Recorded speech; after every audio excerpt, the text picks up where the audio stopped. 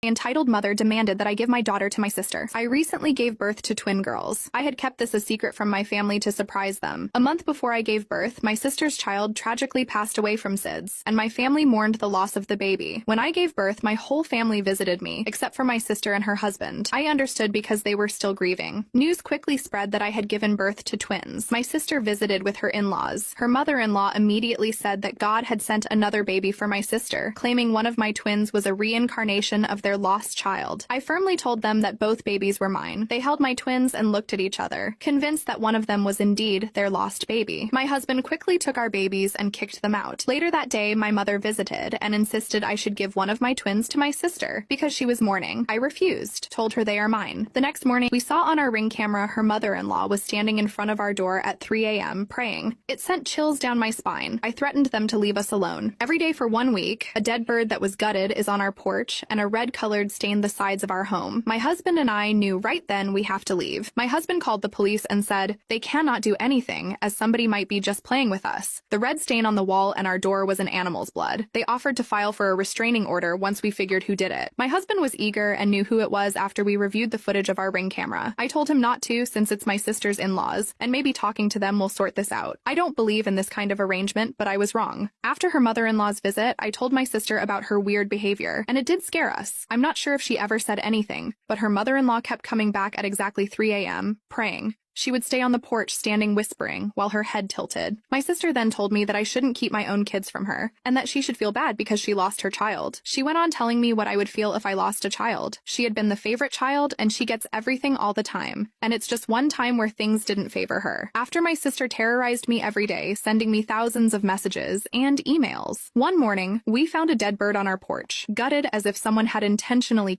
it. It went on for a week. I called my sister and told her that if her mother-in-law visited again, we would call the police. My sister never replied. A few days later, everyone, including me, my twins, and my husband, started to get really sick. I felt like somebody had done something to us, and I suspected it was her mother-in-law. My mother came to stay and help since we had been so sick. Not only that, my husband got into a car accident where someone rear-ended him on the freeway, destroying our car. Thankfully, my husband wasn't seriously injured. The second one we were lucky enough because we had our kids in the back. With my husband's quick reflexes, he was able to avoid the car on his right, which collided with a car in front of us, hitting another car which resulted in 2 casualties. One day I let my mother visit me to help with the chores. Same evening, my husband came home from work and woke me up, showing me footage from the Ring camera. While I was resting, my mother had let my sister and her husband into our home. My sister then took one of the twins, cradled her, and even breastfed her. They took family photos with my baby. I was alarmed and furious. I didn't hesitate to file a restraining order against my sister, her husband, and my mother. Not only that, but I also discovered my mother had put a sleeping pill in my soup after my husband right before taking the trash out. Saw the box which explains how I was knocked out for 8 hours. I started to get really scared because they were doing everything they could to get my child.